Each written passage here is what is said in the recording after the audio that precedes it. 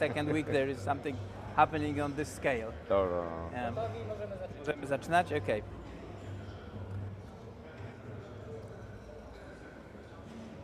Kongres 590 na warszawskim Służewcu. Tutaj zamiast koni ścigają się dzisiaj idee, pomysły i wizje. Przestrzeń wolności to jest hasło tego kongresu. Gościem z kongresu i naszym Telewizji Republika jest Fogh Rassmussen, były szef NATO, były premier Danii. Panie premierze, witamy serdecznie. Our guest is Mr. Fogh Rassmussen, former Chief of NATO. Sir, welcome to the show. Thank you. And let us start from the current situation. We have a war east of the NATO. The NATO allies are helping as much as they can. We will discuss that later. To the Ukraine, and the chief of the NATO is Jens Stoltenberg, Secretary General.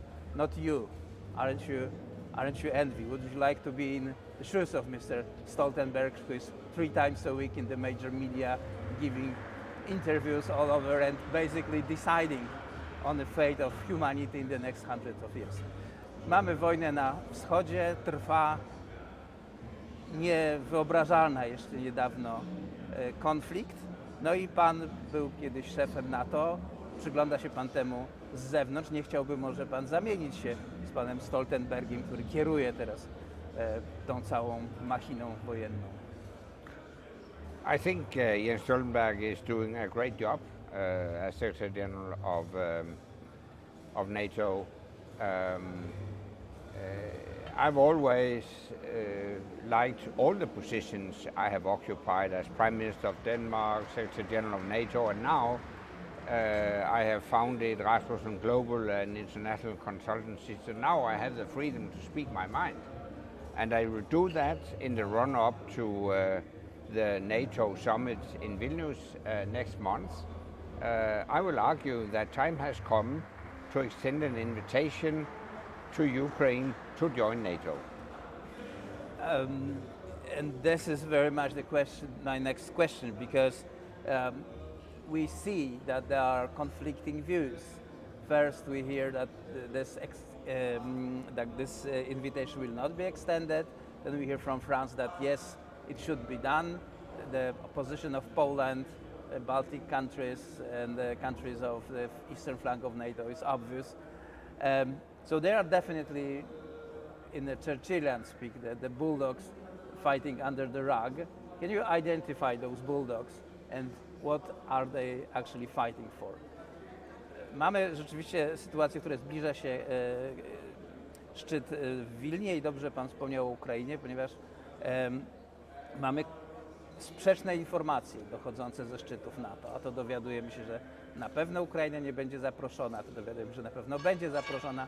Stanowisko krajów wschodniej flanki NATO jest to oczywiste, że tak chcemy tego.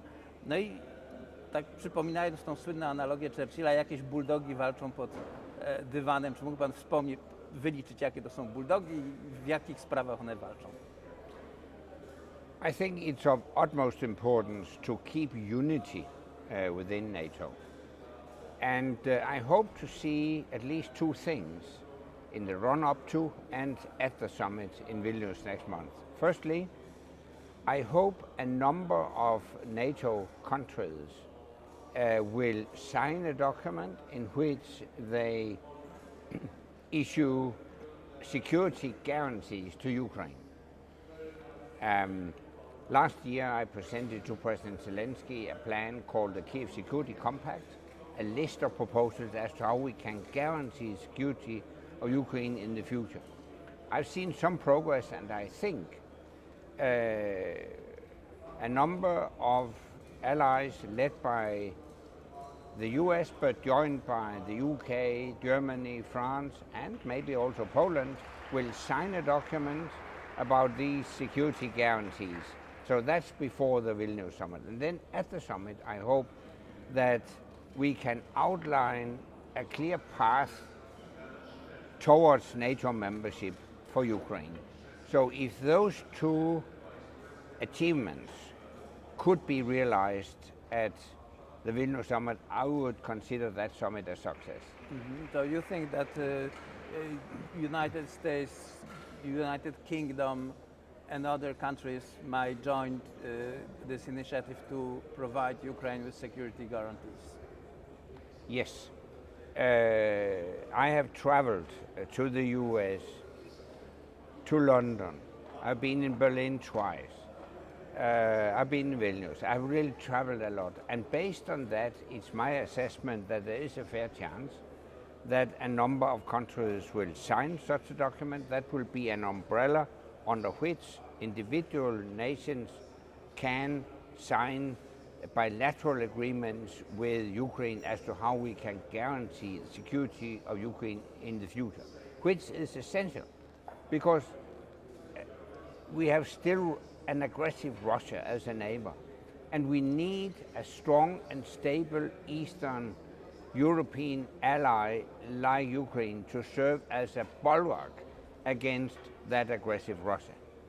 Well, this is obvious, but the power of NATO, according as I see, I might be wrong, is in unity and in this Article 5, this Musketeer conditions, that the potential enemy doesn't know if it will attack one of the NATO countries, what kind of answer will be, maybe nuclear from the United States, so better don't touch it. If we will weaken that, split the responsibility that for Ukraine, there are certain countries responsible, so this will give an avenue for someone with mind like Putin to try to break this unity of NATO. Myślę, że siłą NATO jest jego jedność, ten muszkieterski artykuł, jeden za wszystkich, wszyscy za jednego, mówię o artykule 5.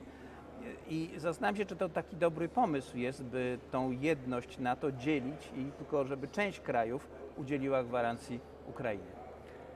But I agree it's important to keep unity within NATO because that sends a very clear signal to Putin. You cannot win this war. You will not win this war. We will help Ukraine for as long as it takes. And let me stress, security guarantees will not replace NATO membership for Ukraine. The goal is still NATO membership because that is the ultimate security guarantee.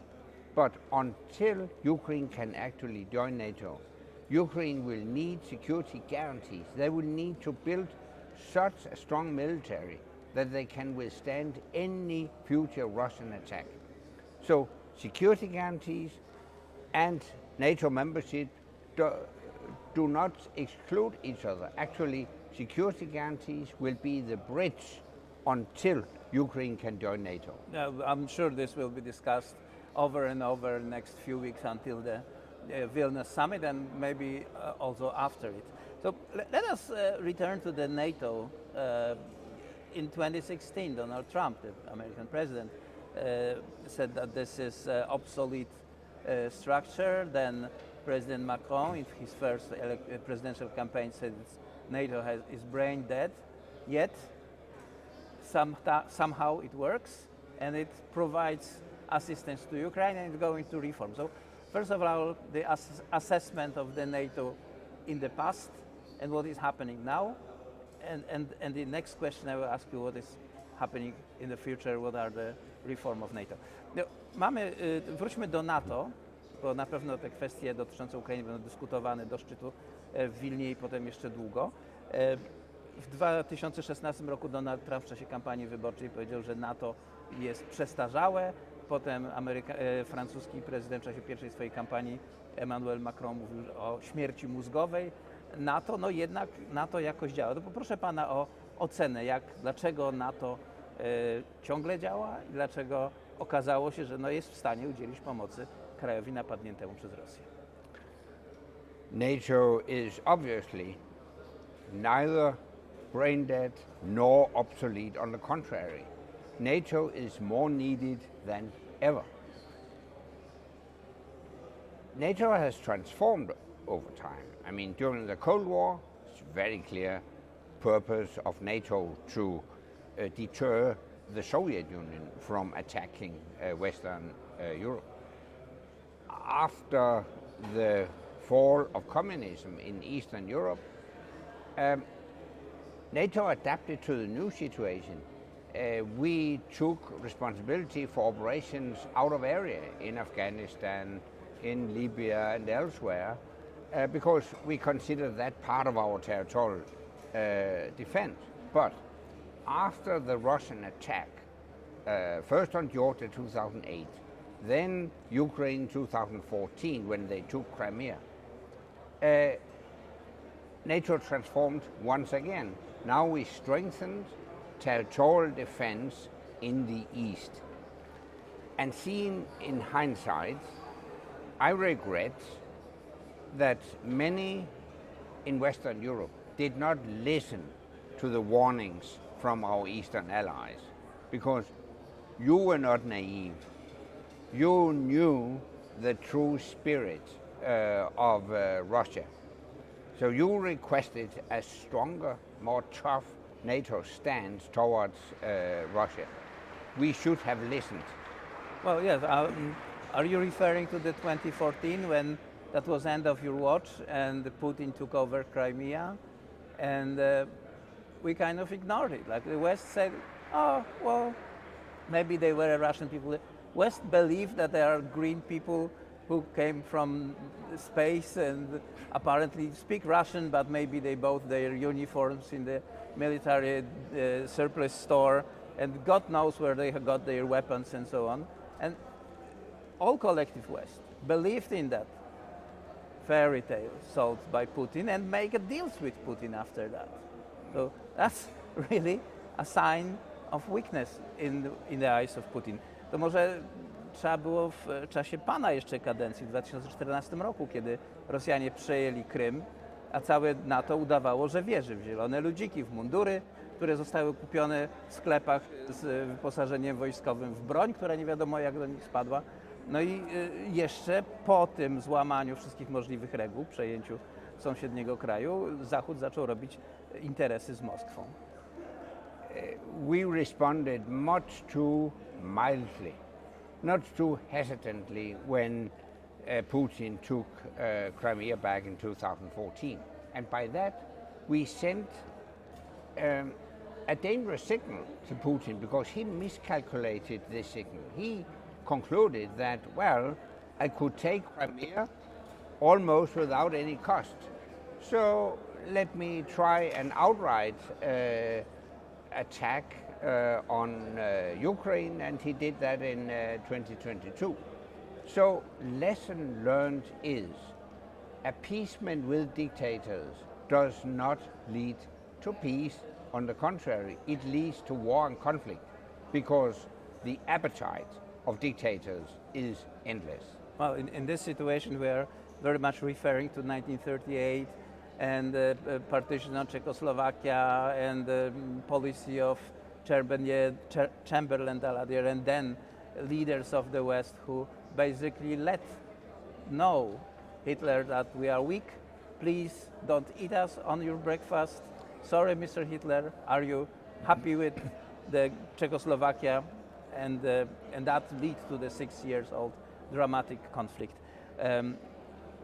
To rzeczywiście przypomina rok 1938, kiedy byliśmy w sytuacji, kiedy Hitler w Monachium wymusił na Zachodzie przejęcie Czechosłowacji, a Zachód nie mógł się temu przeciwstawić albo nie chciał.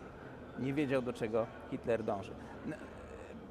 The second part of my, but this final actually question, put yourself in the shoes of a teacher and look at the performance of the Polish government since this conflict broke out. Let's say since November 2021, when United States intelligence delivered proofs that Russia is going to attack. Like, nobody believes that at the moment, but I remember Prime Minister Morawiecki flew over Europe, meeting daily like 2-3 heads of government, and I understand conveying that message. How did Poland behave in light of our conversation, and how would you grade the current government in terms of defense strategy? I really commend the Polish government for its staunch support of Ukraine. You have really been one of the strongest, and from the very first, one of the strongest supporters of Ukraine. You have hosted, and you are still hosting, numerous refugees from Ukraine. You have provided a lot of financial assistance.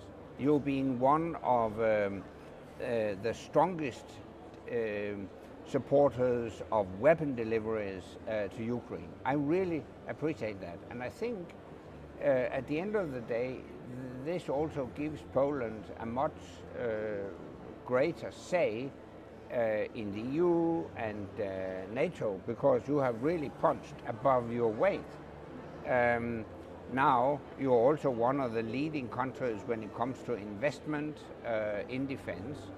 So I appreciate the role Poland has played throughout this crisis, and I hope that in the future Western political leaders will listen much more carefully when politicians from Poland and the Baltic states they caution against being too soft on Russia.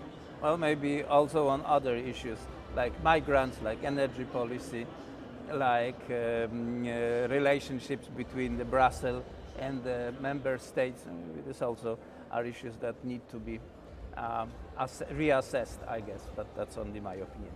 Well, sir, thank you very much for this conversation. Anders Fogh Rassmussen był naszym gościem w studiu. Jeszcze raz.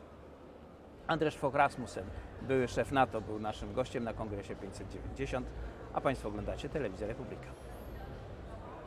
All right.